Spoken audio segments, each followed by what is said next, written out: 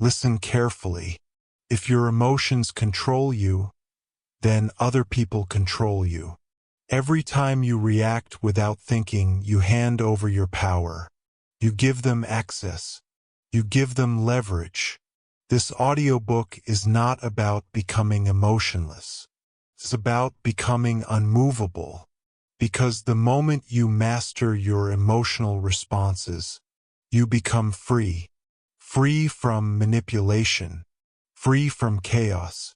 Free from needing approval. You have a choice, and that choice determines whether you are ruled or respected. Chapter 1. Your reactions are not accidents. Most people believe their emotions just happen. They think anger appears out of nowhere, that frustration is spontaneous, that hurt is unavoidable. That belief is the first lie. Your reactions are not accidents. They are patterns, predictable, repeatable, learned, and anything predictable can be controlled. That's the key. Every time you react the same way to the same trigger, you reveal your operating system, your emotional code. And once someone understands that code, they don't need power over you. You hand it to them. You have a choice. But first, you must see the pattern. Think about the last time you lost control. Someone disrespected you, ignored you, questioned you, pushed your button. Did you pause? Or did you react instantly? Most people react instantly. That's not strength. That's automation. Your mind ran a script. They pressed a button. You responded exactly as expected. If they can predict you, they can control you. Say it again. If they can predict me, they can control me. Look closely at your life. The same arguments, the same emotional spikes, the same regrets after you lost it. That's not bad luck. That's conditioning.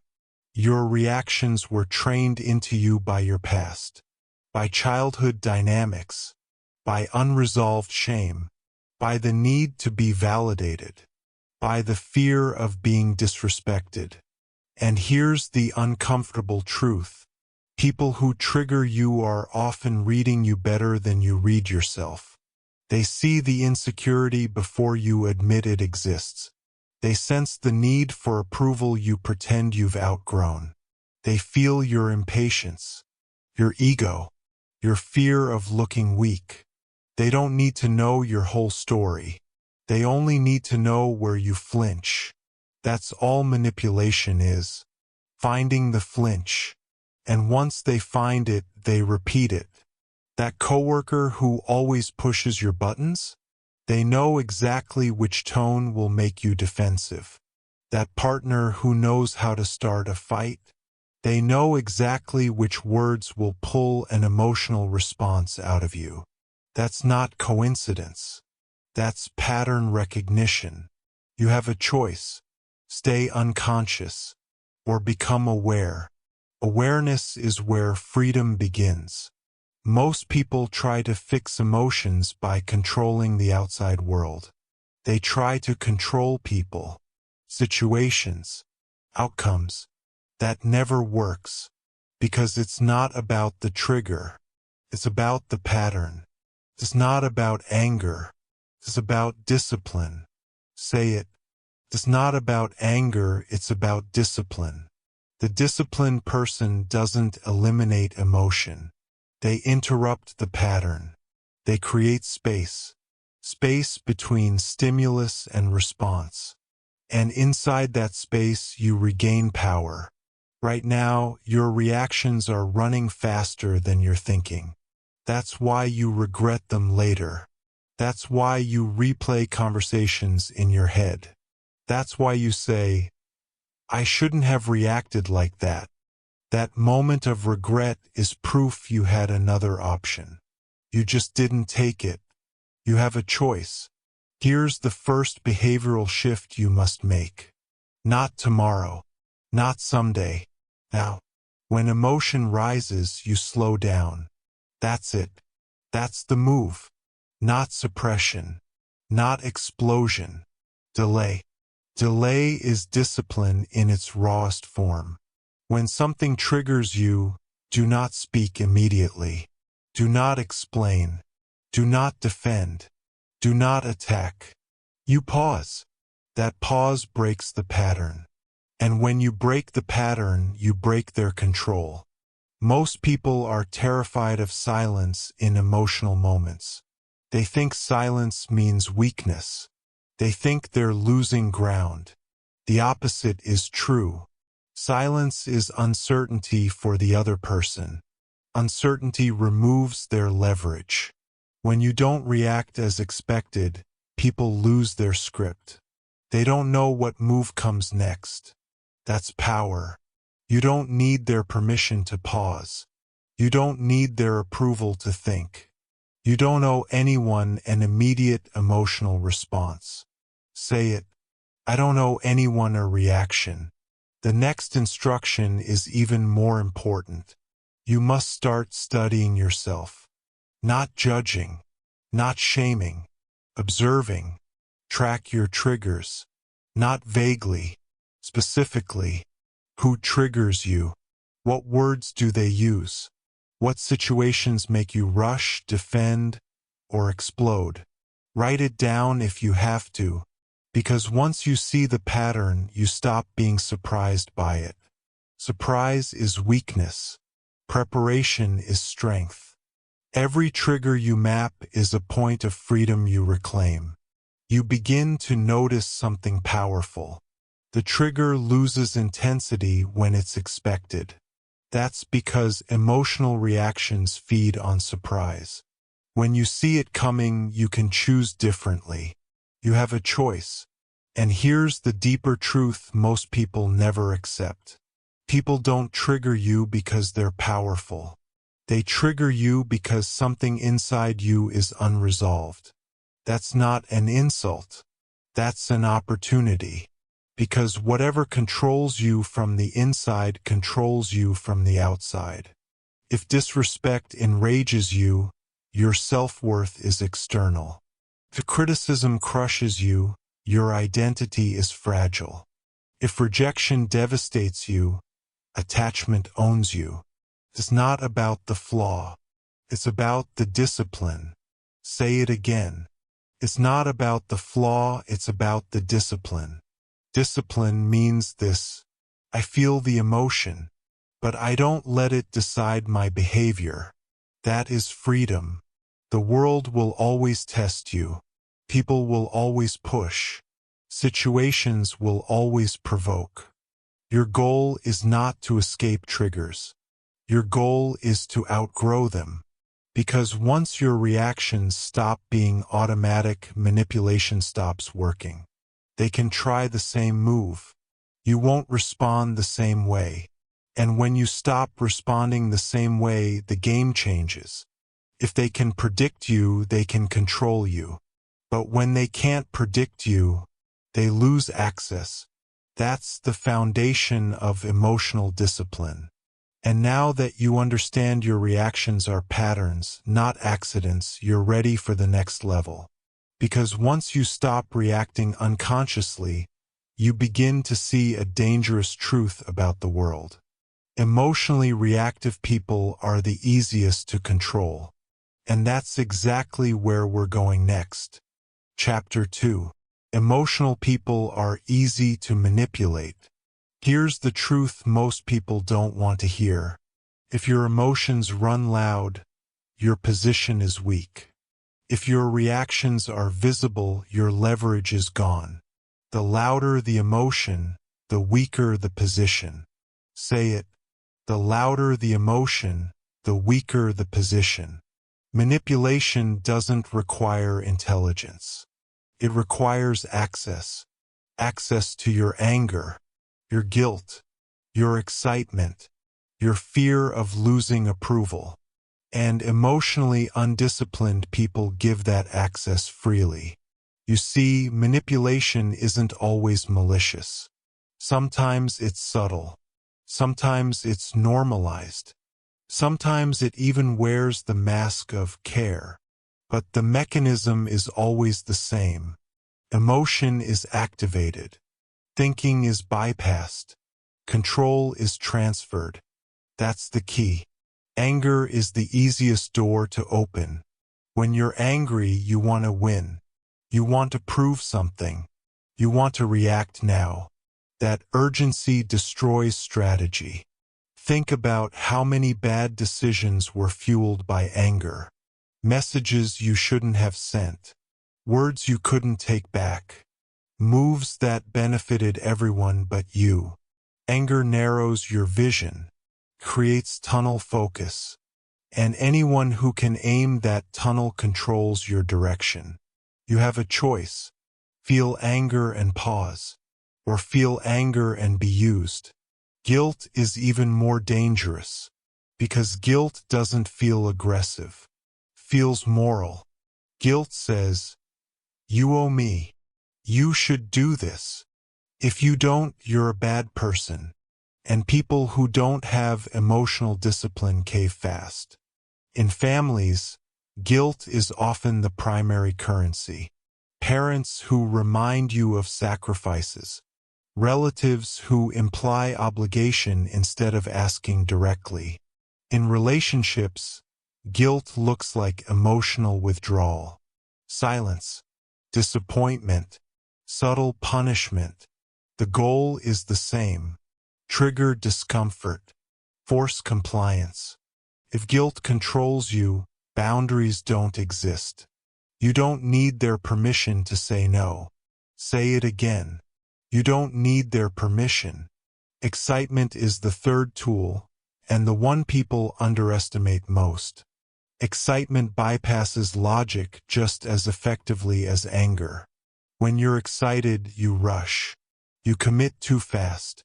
You stop asking questions. That's why sales, hype, and persuasion all rely on emotional spikes. Limited time. Special opportunity. Everyone else is doing it. And emotionally reactive people fall for it repeatedly. They mistake feeling good for being right. It's not about excitement. It's about discipline. Say it.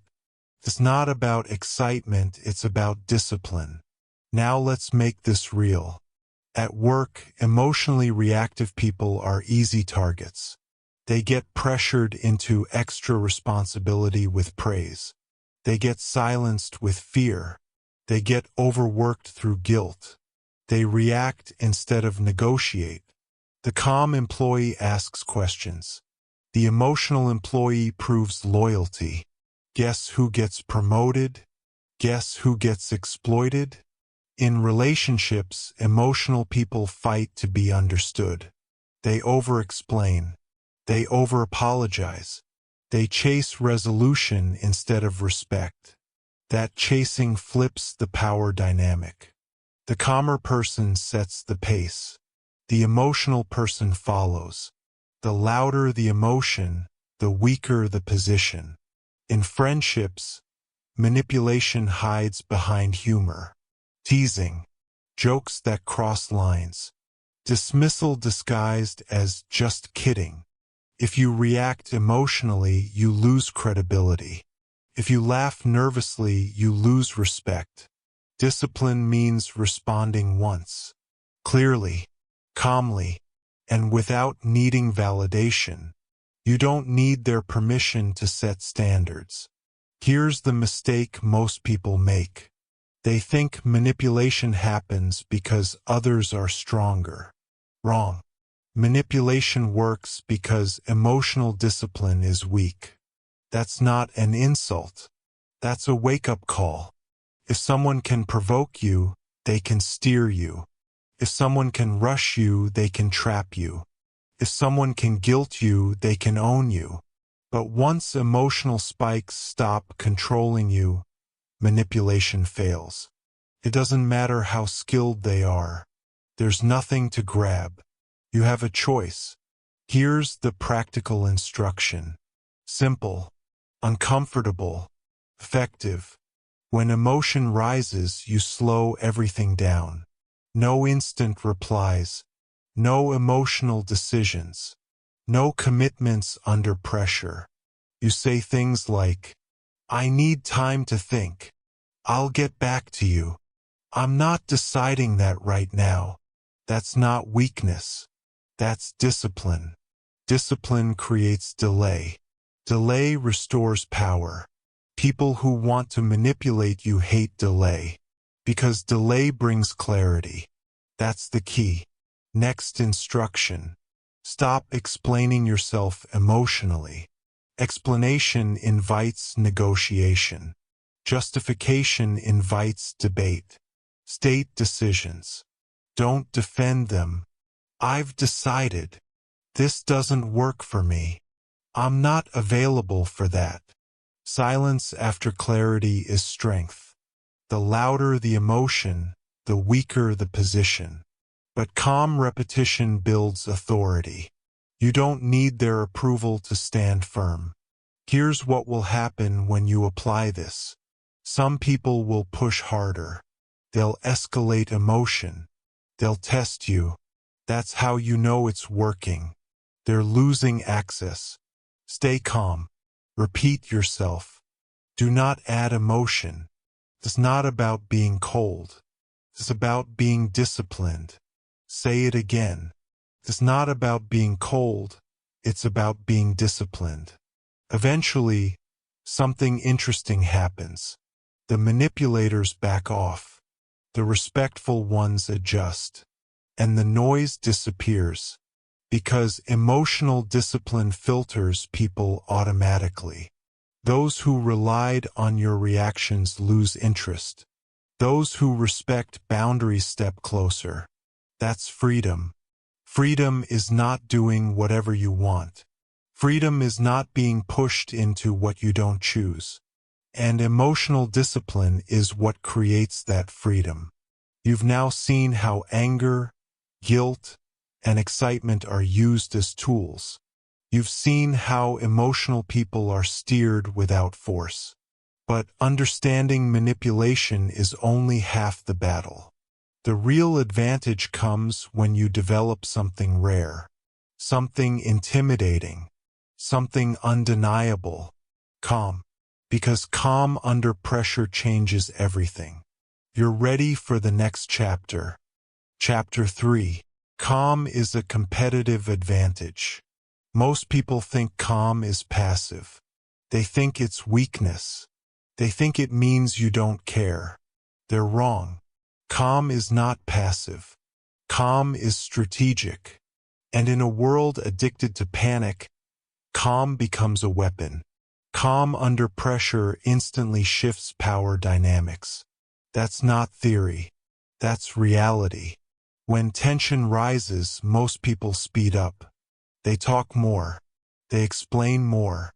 They react faster. And every one of those moves costs them leverage. They rush. I observe. That's the difference. Say it again. They rush. I observe. That's the difference. When someone panics, they reveal their priorities. They reveal their fears. They reveal what they can't afford to lose. Calm people don't reveal anything. That's the key. Think about any high-pressure situation you've been in. An argument, a negotiation, a crisis at work, a moment where something was on the line. Who had the advantage? The loud one or the calm one? It's always the calm one. Because panic narrows perception. Calm expands it. When others panic, they see one outcome. When you're calm, you see options. You have a choice. React emotionally and shrink your field of vision. Or stay calm and see the whole board. Calm doesn't mean you don't feel pressure. It means pressure doesn't dictate your behavior. Say it. Pressure does not dictate my behavior. This is where most people get it wrong. They wait to feel calm before acting calmly. That never works. Calm is not a feeling. Calm is a decision. That's the discipline. It's not about fear. It's about discipline. It's not about stress. It's about discipline. You choose calm first. The feeling follows later. Look at how panic destroys people in real life. In conversations, panic creates rambling. You say too much. You explain things no one asked for. You weaken your own position. In conflict, panic creates escalation. Voices rise. Words sharpen. Damage becomes permanent. In opportunity, panic creates rushing. You commit too early. You overlook details. You get trapped. Meanwhile, the calm person waits, listens, observes. They rush. I observe. That's the difference. Calm forces others to show their hand. When you don't react immediately, people fill the silence. They talk. They justify. They reveal. Silence plus calm is interrogation without questions. You don't need their permission to take your time. You don't owe anyone speed. Speed is often insecurity pretending to be confidence. Calm is confidence that doesn't announce itself. That's the key. Now let's make this practical. The next time pressure appears, do not aim to win. Aim to slow the moment down. Slowing down is dominance. You slow your speech. You slow your breathing. You slow your movements. Not dramatically, subtly. People feel it. And when you slow down, something powerful happens. The emotional temperature drops. And the person across from you starts adjusting to your pace. That's control. Most people think control comes from force. It doesn't. Control comes from stability. The person who is most stable sets the tone. You have a choice. Here's a simple behavioral rule. When someone raises their voice, lower yours. When someone rushes you, pause. When someone pressures you, ask a question. Questions force thinking. Thinking breaks panic. That's the key. In negotiations, calm wins because it signals abundance. Rushing signals need. When you rush, you look like you need the outcome. When you're calm, you look like you have options. And people treat you accordingly. In conflict, calm wins because it denies escalation. You don't mirror chaos. You absorb it. Chaos cannot survive without participation. Stop participating. They rush. I observe. That's the difference. Let's address the fear holding you back. You're afraid calm will be mistaken for weakness. You're afraid people will take advantage of you. You're afraid silence means losing ground. That fear comes from misunderstanding power. Power is not noise. Power is not speed. Power is not emotion. Power is the ability to remain steady when others can't. That's why calm people are intimidating. Not because they threaten, but because they can't be moved. You don't need their approval to stay calm. You don't need their validation to pause. Your nervous system is your responsibility. Here's the deeper layer. Calm creates time. Time creates clarity. Clarity creates correct action. Panic collapses time. Everything feels urgent. Everything feels now. Urgency is manipulation's best friend. Calm is urgency's enemy. That's why calm is a competitive advantage. In a meeting, the calm person is remembered. In an argument, the calm person is respected. In chaos, the calm person is followed. People don't follow emotion. They follow stability. It's not about being fearless. It's about being disciplined. Say it again. It's not about fearlessness, it's about discipline. Now here's your training assignment. For the next week, practice deliberate calm. When something triggers you, Do not respond immediately. Count 3 breaths. Not in your head, in your body. Slow breath in. Long breath out. This resets your nervous system just enough to regain choice. You have a choice. Then speak only what's necessary. No extra words. No emotional tone. No justification. Clear. Calm. Controlled. At first, it will feel unnatural. That's because chaos was familiar. Discipline always feels uncomfortable at the beginning. But with repetition, calm becomes automatic. And when calm becomes automatic, panic loses access to you. They rush. I observe. That's the difference. This chapter is not about winning arguments. It's about winning your internal state. Because once you master calm under pressure, you stop being reactive. You stop being predictable. You stop being controllable. And that brings us to the next discipline. Calm is not the end. It's the doorway. Because after calm, there's something even more powerful. Observation. You slowed down. You stayed steady. Now you're ready to see clearly. Chapter 4. Stop reacting, start observing. Most people live inside their reactions.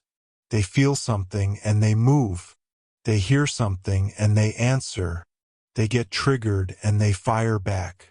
That's not living. That's being pulled by strings. Reaction collapses choice. Observation creates it. That's the key. Observation creates distance between stimulus and response. And distance is where freedom lives. Say it. Distance is where freedom lives. Right now, your biggest enemy is speed. Not the situation. Not the other person. Speed. Speed turns emotion into action before wisdom arrives. When you react, you are inside the emotion. When you observe, you step outside it. That step is everything. You have a choice. React and surrender control. Or observe and reclaim it. Say it again. I don't react. I choose. Observation is not passive. It's active restraint. It means you notice what's happening without being dragged into it. You watch the emotion rise. You feel it in your body, but you don't let it drive. That's discipline. It's not about eliminating emotion. It's about managing proximity. Too close and emotion overwhelms you. With distance, emotion becomes information. That's the key. Think about how hunters track prey. They don't charge at the first movement. They watch. They wait. They learn patterns. Your emotions deserve the same treatment. Most people are hunted by their own impulses. They don't see them coming. They don't recognize patterns. They just react. Observation flips the roles. Here's what observation actually looks like in real life. Someone criticizes you. Instead of defending, you notice your chest tighten. Your jaw clench, your urge to explain. You say nothing. You observe. That pause creates distance. Distance creates clarity. Clarity creates choice. I don't react. I choose. Observation breaks the automatic loop. Without observation, life feels personal. Everything feels like an attack. Every comment feels loaded. With observation, you see mechanics, tone, timing, intent. You stop asking, "Why did this hurt me?" and start asking, "What is happening here?" That shift is freedom. Most people don't want distance. They want release. They want to say the thing, send the message, win the moment. Release feels good short-term. But it costs you long-term power. Distance feels uncomfortable short-term, but it gives you control. You have a choice. Now let's address the biggest misunderstanding. Observation is not indifference. You can observe deeply and still care. You can care without reacting. Reaction is not proof of sincerity. It's proof of lack of discipline. It's not about caring less. It's about being disciplined. Say it. It's not about caring less, it's about discipline. When you observe instead of react, something strange happens. Other people become louder. They reveal themselves. They fill the space you leave open. That's the key. People are uncomfortable with silence. They rush to explain. They overtalk. They expose motives. Observation turns conversations into mirrors. You don't need their permission to stay quiet. You don't owe them immediate emotional access. Silence plus observation is power. Now let's make this practical. Here's the rule. When emotion spikes, you do not answer questions immediately. You do not defend yourself. You do not explain. You observe. Internally, you say, "What am I feeling? Where is it in my body? What is the urge?" This takes seconds, but it changes everything, because awareness interrupts automation. That's the key. In relationships, observation stops escalation. Instead of reacting to tone, you notice it. Instead of mirroring emotion, you watch it. You respond later, with clarity, with intention. In work, observation prevents self-sabotage. You don't take feedback personally. You analyze it. Is it useful? Is it noise? Is it projection? You choose your response. I don't react. I choose. In conflict, observation protects your reputation. Reactive people look unstable. Observant people look composed. People trust composure. Now let's talk about the real resistance. You're afraid that if you don't react, you'll lose your voice. That people will dominate you. That silence equals surrender. That fear comes from confusing noise with strength. Strength is not volume. Strength is self-command. The most dangerous people in any room are not the loudest. They're the ones watching. That's why leaders observe. That's why judges pause. That's why experienced negotiators listen more than they speak. Observation creates leverage because it buys time. Time reveals truth. Reaction destroys time, collapses the future into the present. You don't need their permission to take time. Now here's your discipline drill. For the next 5 interactions that trigger you, do this. Do nothing for 3 seconds. No words. No facial change. No explanation. Just observe. Notice how uncomfortable it feels. That discomfort is withdrawal from reactivity. Discipline always feels like discomfort at first. Then choose a response that aligns with your long-term goal. Not your short-term emotion. That's freedom. Freedom is not saying whatever you want. Freedom is not being forced to say anything. Distance is where freedom lives. Say it again. Distance is where freedom lives. Once observation becomes your default, something shifts. You stop feeling rushed by life. You stop being dragged into drama. You stop being predictable. Predictability is vulnerability. Observation removes it. It's not about the trigger. It's about the discipline. Say it. It's not about the trigger, it's about discipline. And now we move deeper, because observation naturally leads to something even more powerful. Something most people misuse. Something that amplifies authority without effort. Silence. You've learned to pause. You've learned to observe. Now you're ready to weaponize restraint. Chapter 5. Discipline is not suppression. Most people misunderstand discipline. They think discipline means pushing emotions down, ignoring them, pretending they don't exist. That misunderstanding destroys people.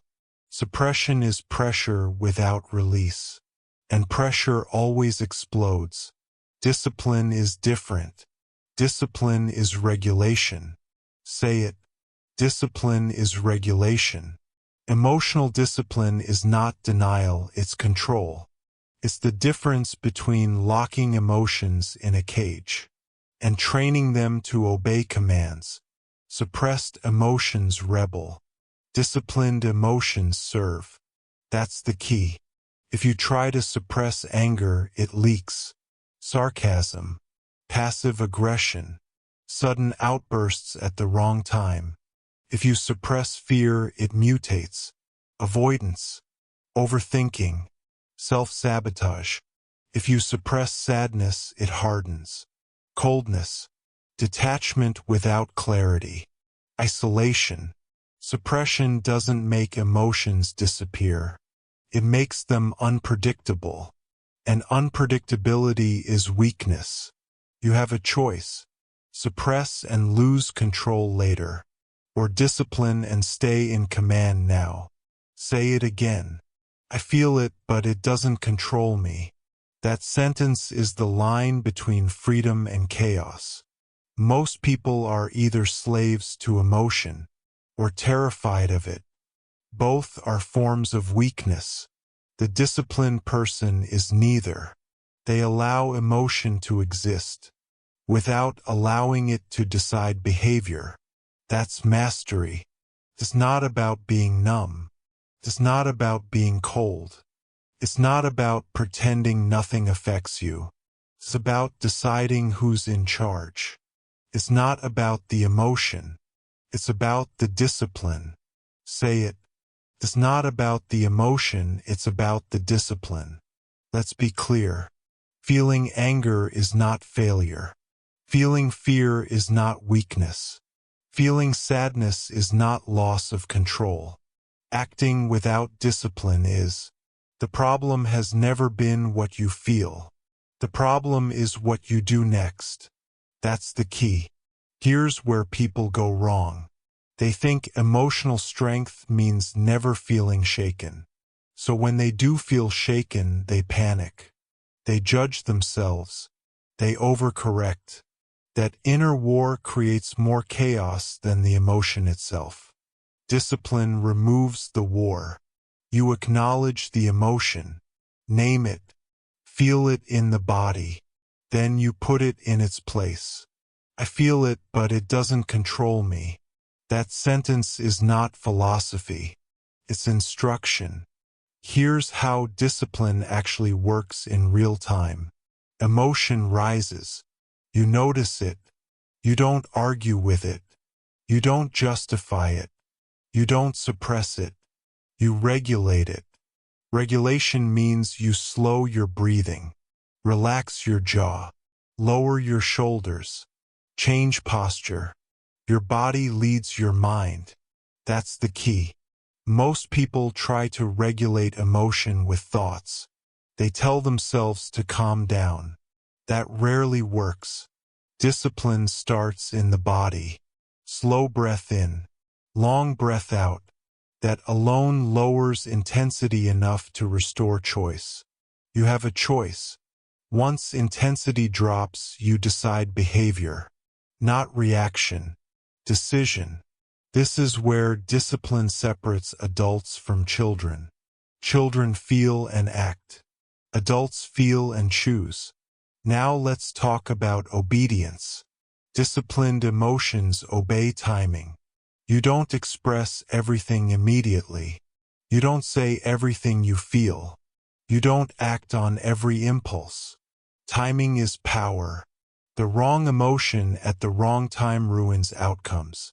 The right emotion at the right time amplifies authority. Discipline gives you access to timing. That's the key. Here's a hard truth. If you just express yourself emotionally, you are undisciplined. Expression without control is not honesty. It's impulse. Honesty with discipline is precision. You don't need their permission to regulate yourself. You don't owe anyone raw access to your internal state. Boundaries begin inside. Now let's address the excuse people hide behind. I don't want to bottle things up. Good. You shouldn't. But bottling is not discipline. Bottling is suppression. Discipline means you choose when and where to release emotion. In private. With intention. Without collateral damage. You journal. You train. You breathe. You process. You don't dump emotion onto people. And call it authenticity. That's not strength. That's irresponsibility. It's not about expression. It's about discipline. Say it again. It's not about expression. It's about discipline. Here's what disciplined people do differently. They don't vent to feel better. They process to get clearer. They don't explode. They decompress. They don't suppress. They regulate. And because of that, they are predictable to themselves. And unpredictable to others. That's power. Let's make this concrete. Next time you feel overwhelmed, do this. First, pause. Second, name the emotion silently. Anger, fear, frustration, disappointment. Naming reduces intensity. Third, regulate the body. Slow breathing. Relax tension. Fourth, delay action. Delay is discipline. Then decide. What action aligns with who I want to be tomorrow? Not now. Tomorrow. That question filters impulse instantly. You have a choice. Most emotional damage comes from acting for relief, not for results. Discipline chooses results. I feel it, but it doesn't control me. Say it until it becomes instinct. Now understand this. People trust those who trust themselves. And you can't trust yourself. If your emotions run you, discipline builds self-trust. Self-trust builds confidence. Confidence without noise. That's the kind that commands respect. But there's one more layer. Once you stop suppressing and start regulating, you unlock something rare. You stop needing to explain yourself emotionally. You stop needing to justify feelings. You stop needing validation for restraint. And that leads directly to the next discipline. Silence. Not empty silence. Controlled silence. The kind that communicates authority. Without effort. You've learned that discipline is not suppression. You've learned to regulate emotion instead of fighting it. Now it's time to learn how to use restraint as a signal of power. Chapter 6. Silence is emotional authority. Most people are afraid of silence. They rush to fill it. They explain. They justify. They defend.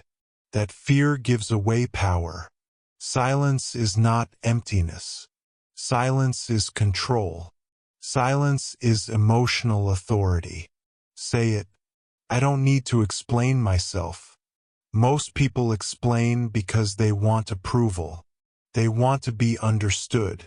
They want to be seen as reasonable.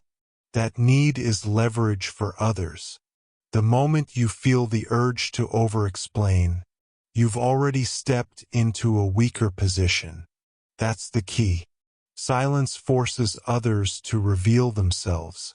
When you don't speak, they do. When you don't rush, they expose urgency. When you don't defend, they show intent. Silence creates pressure. Not on you, but on them. You have a choice. Fill the silence with emotion, or let silence do the work. Say it again. I don't need to explain myself. Over-explaining is emotional weakness disguised as honesty. It sounds like clarity. It feels like transparency. But underneath it's fear. Fear of being misunderstood. Fear of being judged. Fear of losing control of the narrative. Strong people don't control the narrative. They control themselves. That's the difference. Look at how people behave when they feel insecure. They talk more. They repeat themselves. They justify decisions that don't need justification. They give reasons no one asked for. And every extra word reduces authority. Silence does the opposite. Silence compresses power. When you say less, people listen more. When you pause, people lean in. When you don't explain, people assume strength. That's not manipulation. That's psychology. That's the key. Think about the people you respect most. They don't overtalk. They don't ramble. They don't emotionally unpack every thought. They speak when it matters, and they stop when it doesn't. Silence is a signal. It signals self-trust. It signals composure. It signals that you don't need permission to exist as you are. You don't need their permission. Most emotional mistakes happen after the point where silence would have worked. One more message. One more sentence. One more explanation. That's where damage happens. Silence would have protected you. You have a choice. Now let's address the fear directly. You're afraid silence will be misinterpreted, that people will think you're weak, that they'll think you have nothing to say. That fear comes from confusing noise with authority. Authority doesn't argue. Authority doesn't chase understanding. Authority doesn't rush to be liked. Authority is grounded. Silence is grounded behavior. That's the key. In conflict, silence disrupts escalation. The other person expects reaction. They expect defense. They expect emotion. When they don't get it, their script collapses. They talk more. They reveal more. They overplay their hand. Silence exposes intent. In negotiation, silence creates leverage. After an offer, stop talking. After a statement, pause. The person who breaks silence first usually gives up something. Silence is pressure without aggression. You don't need to explain yourself to apply pressure. Say it again. I don't need to explain myself. Now let's get practical. Here's when silence should be your default. When you're accused unfairly. When someone tries to bait you emotionally. When you feel the urge to defend your worth. When someone demands immediate answers. Silence first. Response later. Delay is discipline. Most people talk because silence makes them uncomfortable. Disciplined people tolerate discomfort. That tolerance is power. It's not about being cold. It's about being disciplined. Say it. It's not about being cold. It's about discipline. Silence doesn't mean you never speak. It means you choose when to speak. Timing matters. Speak too early, and emotion leads. Speak too late, and opportunity passes. Discipline chooses the moment. Now here's the distinction you must understand. Silence is not avoidance. Avoidance hides. Silence stands. Avoidance comes from fear. Silence comes from control. You can be present, engaged, and silent. That's authority. Most people confuse silence with submission because they've never experienced disciplined silence. They only know shutdown or explosion. Discipline sits in the middle. You feel everything. You say little. You choose carefully. I don't need to explain myself. Let that sentence rewire you. Here's another rule. If you find yourself explaining emotions instead of decisions, stop. Decisions don't need emotional justification. I've decided. This is what I'm doing. This doesn't work for me. Then silence. Anything after that is negotiation you didn't agree to. You don't need their permission to decide your life. That's the key. Watch how people respond to this shift. Some will respect it immediately. Some will test you harder. Some will disappear. All outcomes are useful. Silence filters your environment. Those who relied on your explanations lose access. Those who respect boundaries adjust. That's freedom. Freedom is not being understood by everyone. Freedom is not needing to be. You have a choice. And now understand this. Silence only works when it's backed by emotional discipline. If you're silent but boiling inside, that's suppression. If you're silent and grounded, that's authority. That's why everything we've built so far matters. Calm, observation, regulation. Silence is the result of discipline, not a trick. That's the key. Here's your practice. For the next week, remove one unnecessary explanation per day. One message you don't send. One justification you don't give. One emotional clarification you withhold. Notice what happens. You'll feel exposed at first. That's withdrawal from approval seeking. Then you'll feel stable. That's self-trust forming. And once self-trust forms, your presence changes. People feel it. I don't need to explain myself. Say it until it's automatic. Now we go deeper, because silence doesn't just change how others treat you. It reveals something even more important. Your triggers, what makes you break silence, is what still owns you, and that's what we confront next. You've learned how silence creates authority. Now it's time to face what tries to steal it from you. Chapter 7. Your triggers reveal your weakness. Every trigger is a message. Not about them. About you. Read that again. Every emotional trigger exposes an unresolved attachment. That's the key. Most people think triggers are caused by rude people, unfair situations, or bad luck. That's comforting. And it's wrong. Triggers don't come from the outside. They come from attachment. Something matters too much. Something threatens your identity. Something touches a wound you haven't disciplined. And the moment it's touched, you react. What hurts you owns you until you detach from it. Say it. What hurts me owns me until I detach from it. That sentence is uncomfortable because it removes excuses. Puts responsibility back where it belongs. Inside. You have a choice. Blame the trigger, or study it. Most people blame. Disciplined people study. Triggers are not shameful. They are diagnostic. They show you exactly where freedom is missing. If disrespect enrages you, status owns you.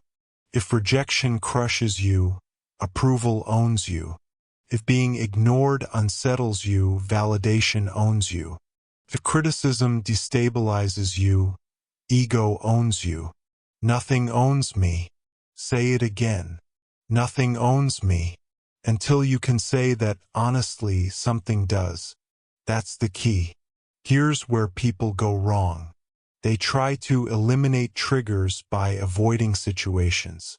Avoiding people. Avoiding discomfort. That makes triggers stronger.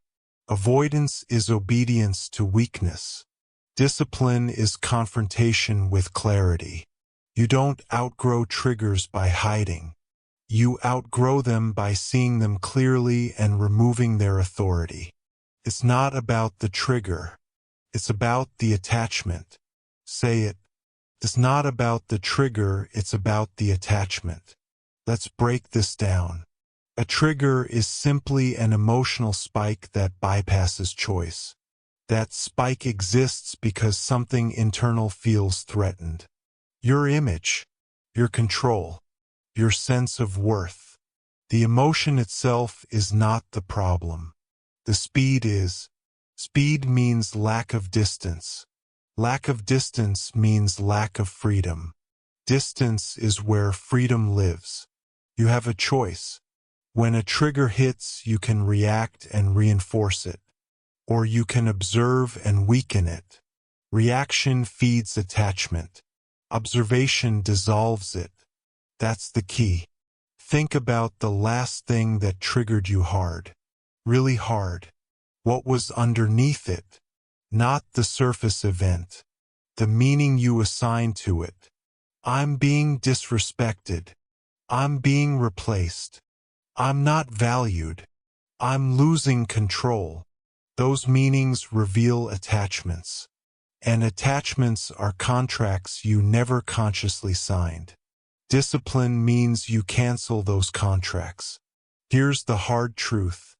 If someone can control your emotions, they control your behavior.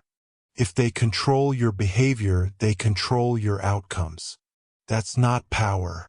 That's vulnerability. Nothing owns me. Say it until it starts to challenge you. Triggers are not random. They repeat. Same situations. Same people. Same emotional spike. Patterns again. And patterns are invitations to discipline. Instead of asking, why are they like this? Ask, why does this still move me? That question shifts power immediately. That's the key. Now let's talk about detachment. Detachment does not mean you don't care. It means you don't cling. Care without attachment is strength. Care with attachment is dependence. Attachment says, I need this to be okay for me to be okay. Detachment says, I'm okay regardless. That's freedom. You don't need their permission to be okay. You don't need circumstances to cooperate for you to remain grounded. Now here's the discipline practice. When you're triggered, do not ask how to stop the feeling. Ask what it's attached to. Status? Control? Validation? Security? Name it. Naming breaks illusion. Once named, you loosen its grip. Nothing owns me. Triggers lose power when they're exposed. Most people avoid this step because it threatens their identity. They've built themselves around attachments, around being right, around being needed, around being admired. Discipline dismantles false identities. That dismantling is uncomfortable. But comfort has never created freedom. You have a choice. Stay attached and reactive, or detach and free. Detachment is not indifference. It's independence. Independence from emotional coercion. Independence from approval addiction. Independence from ego fragility. It's not about toughness. It's about discipline. Say it again. It's not about toughness, it's about discipline. Now let's address a dangerous mistake. People sometimes wear detachment like armor. They shut down. They go cold. They disconnect. That's not discipline. That's fear hiding behind numbness. True detachment is calm, not closed. You still feel. You just don't obey automatically. I feel it. But it doesn't control me. Nothing owns me. Here's how you know detachment is real. The trigger appears. The emotion rises. But urgency disappears. No rush to respond. No need to prove. No compulsion to defend. That's power.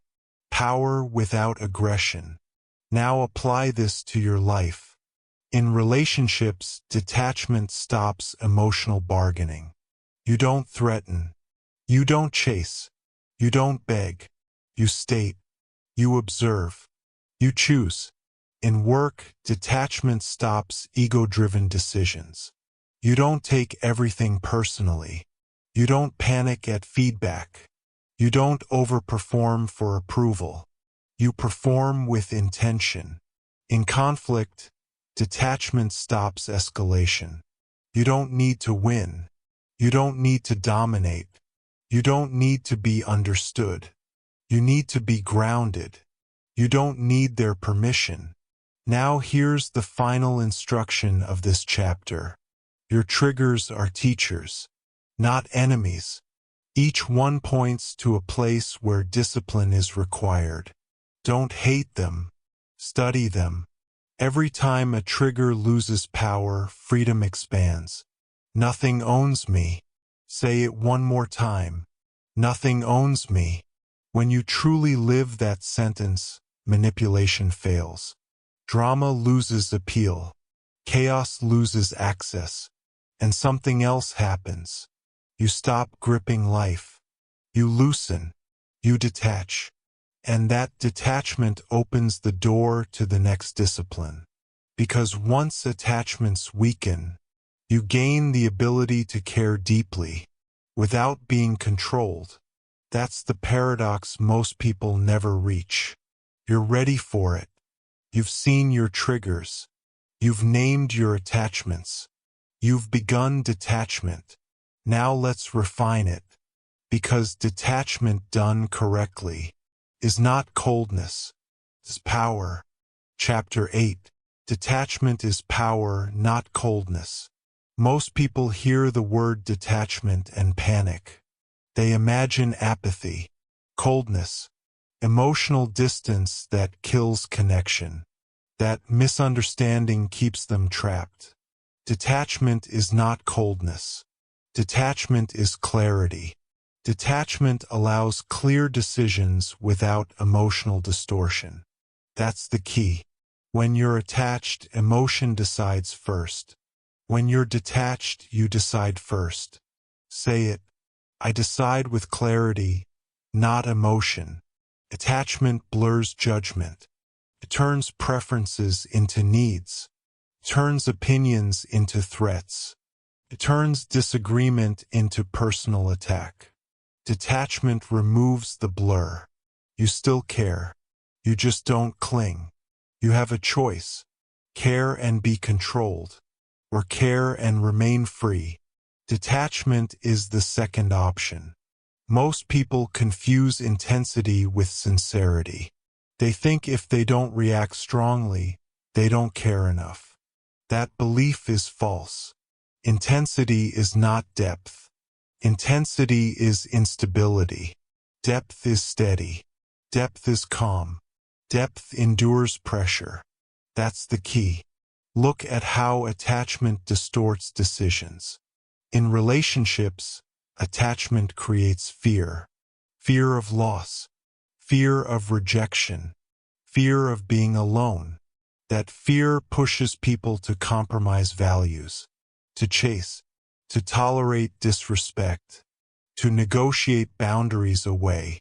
That's not love. That's dependence.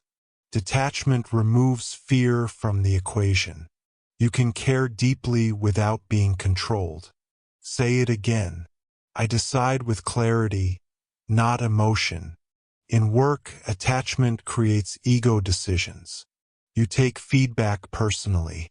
You defend instead of learning. You overwork to prove worth. Detachment creates professionalism. You evaluate information. You keep what's useful. You discard the rest. No drama. No identity crisis. In conflict, attachment creates escalation. You need to win. You need to be right. You need acknowledgement. Detachment creates resolution. You focus on outcomes, not ego. That's power. Detachment is emotional maturity. Children are attached to outcomes. Adults manage them. It's not about being heartless. It's about being disciplined. Say it. It's not about coldness, it's about discipline. Now let's dismantle the biggest myth. People think detachment means disengagement. It doesn't. Disengagement avoids. Detachment engages without entanglement. You stay present. You listen. You respond. But you don't fuse your identity to the outcome. That fusion is where suffering lives. Distance is where freedom lives. You've heard that before for a reason. Distance doesn't mean absence. It means perspective. Perspective gives you options. You have a choice. Here's how attachment sneaks in unnoticed. You tell yourself stories. If this fails, I fail. If they leave, I'm unworthy. If I'm criticized, I'm wrong. Those stories are contracts. Detachment tears them up. You separate who you are from what happens. That separation is strength. Say it again. I decide with clarity, not emotion. Now let's get practical. Here's the detachment framework. Step 1. Identify the outcome you're gripping. Approval, control, recognition, security. Step 2. Ask one question. If this doesn't go my way, am I still okay? If the answer is no, attachment is present. That's not a failure. That's awareness. Awareness is the first discipline. That's the key. Step 3. Loosen the grip. You don't need to abandon the goal. You just remove desperation. You remind yourself, I prefer this outcome, but I don't need it to be okay. That sentence is detachment in action. You don't need their permission to be okay. Step 4. Decide behavior based on principle, not emotion. What action aligns with your values? Not your fear. Not your attachment. Values don't panic. Emotions do. Detachment puts values back in charge. You have a choice. Now let's address the internal resistance. Detachment feels risky because attachment feels familiar. Attachment says, care harder. Detachment says, care smarter. One feels intense. The other feels stable. Stability wins long term. Always. Here's what happens when detachment becomes your default. You stop chasing responses. You stop monitoring reactions. You stop needing reassurance. You act. You observe. You adjust. No emotional whiplash. People feel this shift immediately. They sense you're not trying to extract something from them. Not approval. Not validation. Not certainty. That makes you safe and strong. That's the paradox. Detachment increases connection quality. Because connection without need is clean. Say it. I decide with clarity, not emotion. Now let's draw a sharp line. Detachment is not avoidance. If you avoid difficult conversations, that's fear. If you avoid commitment, that's insecurity. Detachment engages fully, without clinging. You speak clearly. You listen openly. You act decisively. And if the outcome changes, you remain steady. That steadiness is power. It's not about removing emotion. It's about removing distortion. Emotion is data. Attachment is bias. Discipline filters bias. That's the key. Here's a daily practice. Before important decisions, pause. Ask yourself, what am I attached to here? Name it. Then ask, if I remove this attachment, what's the clearest move? That move is usually obvious and usually avoided. Detachment gives you the courage to take it. You have a choice. Most people don't lack intelligence. They lack emotional distance. Distance restores intelligence. Distance restores choice. Distance restores freedom. You decide with clarity, not emotion. Repeat it until it becomes instinct. Now understand where this leads. Detachment builds consistency. Consistency builds trust. Trust builds respect. Respect changes how people treat you. And that brings us to the next truth. Emotional control doesn't just free you internally. It changes your external position. It changes how others respond to you. It changes your influence. You've learned to detach without going cold. You've learned to decide without distortion. Now let's look at the result. Respect. Not demanded. Not chased. Earned through restraint. Chapter 9. Emotional control creates respect. Respect is not requested. It's observed. People don't respect what they can shake. They respect what stays steady. People respect those they cannot move emotionally. That's the key. Most people try to earn respect by talking, by proving, by asserting, by demanding recognition. That approach fails. Respect doesn't come from force. It comes from restraint. Say it. Respect follows restraint. When someone realizes they cannot provoke you, cannot rush you, cannot guilt you, something shifts. They adjust. Because emotional stability signals something rare. Self-command. You have a choice. Chase respect through performance.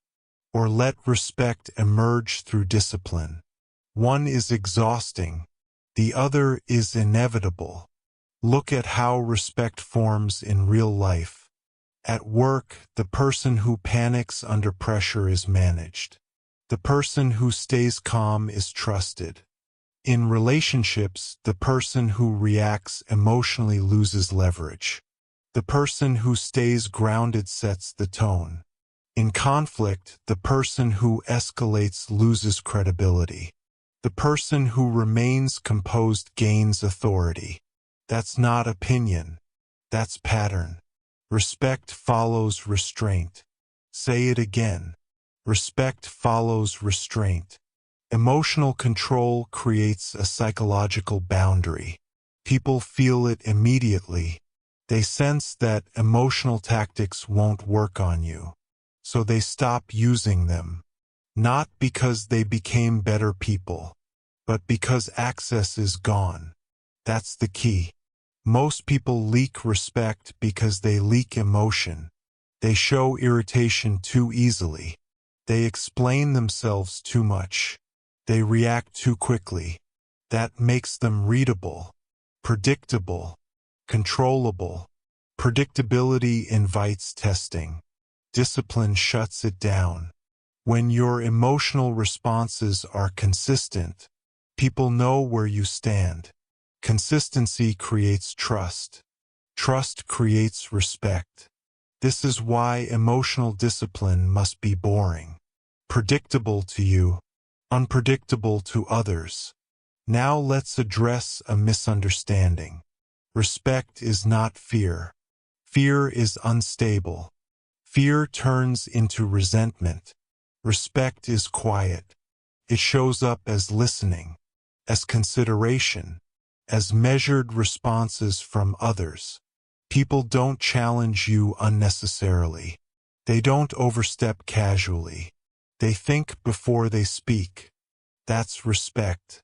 And it's built when your emotions stop being negotiable. You don't need their permission to hold your frame. You don't need their approval to stay calm. Here's the behavior that builds respect faster than anything else. You respond the same way under pressure as you do when things are easy. Same tone, Same pace, same restraint. That consistency tells people, this person is not situational. Situational people are weak. They change with mood, with pressure, with audience. Disciplined people are steady. Steadiness is authority. That's the key. Now let's talk about the silent authority part. Silent authority is respect without explanation. You don't announce boundaries. You enforce them calmly. You don't threaten consequences. You allow patterns to speak. You don't correct people emotionally. You adjust access.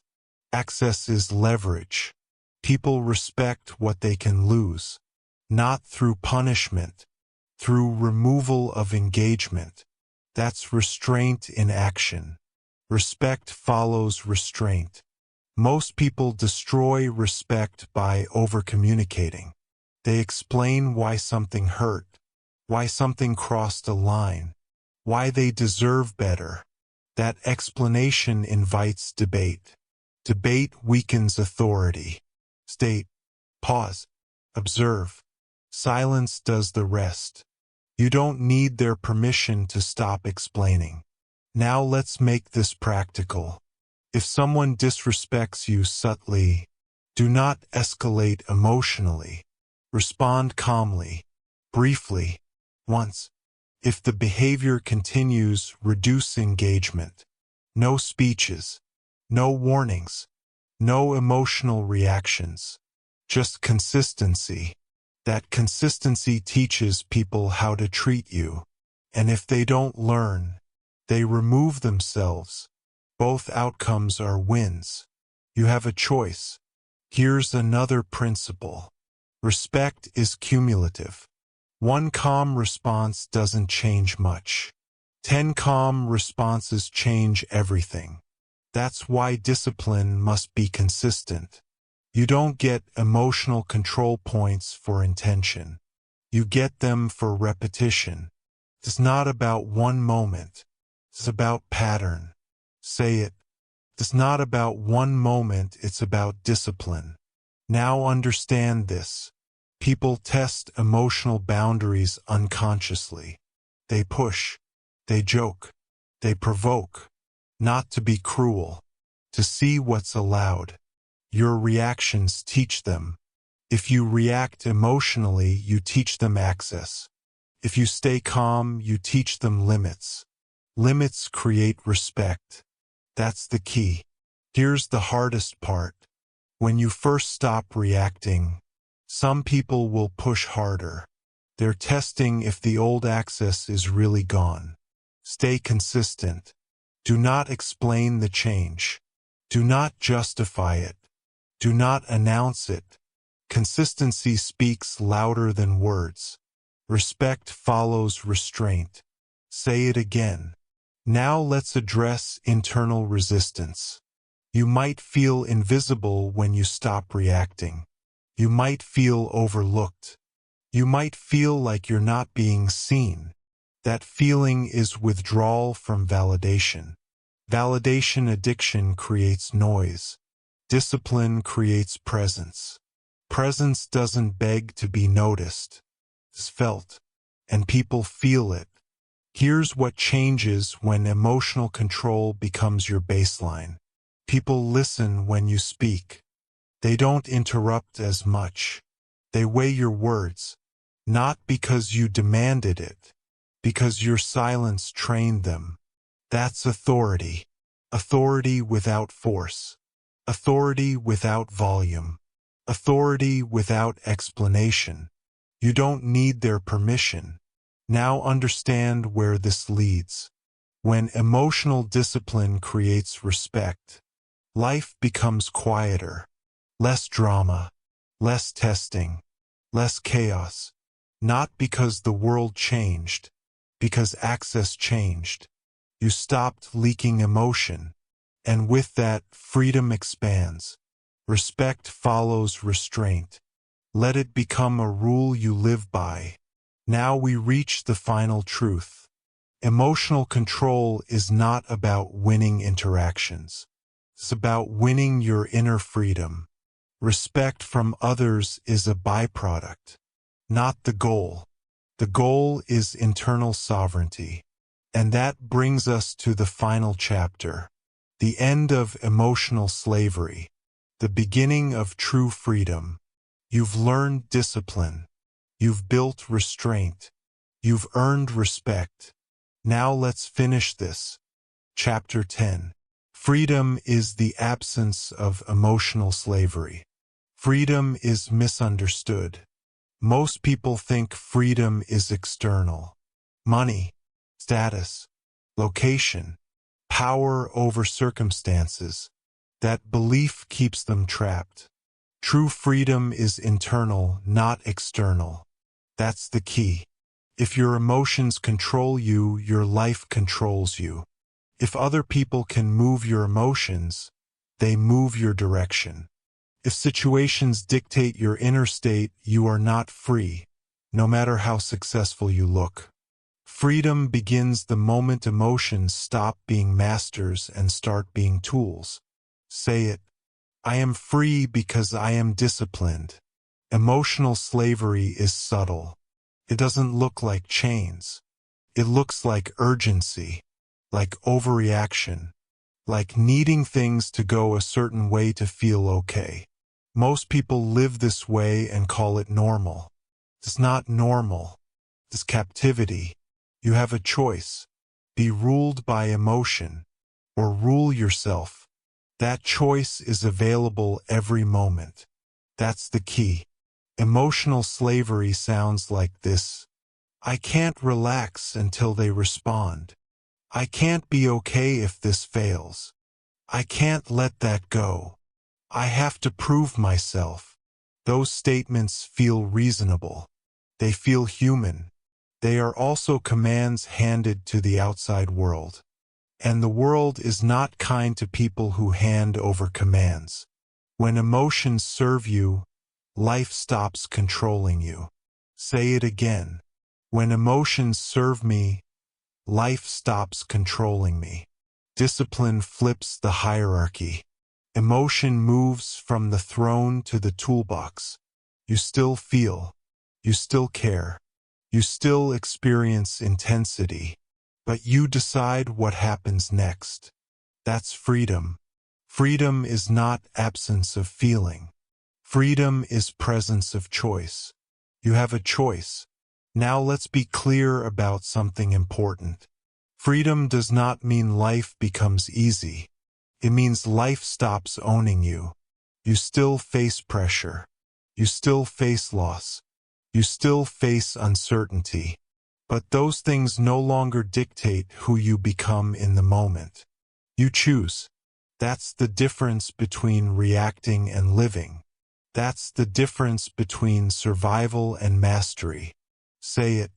I am free because I am disciplined. Most people wait for conditions to change before they change internally. That wait never ends. Disciplined people change internally first. And suddenly conditions matter less. That's not arrogance. That's alignment. Here's the final illusion to destroy. People think discipline limits freedom. Rules. Restraint. Control. They think discipline is confinement. The opposite is true.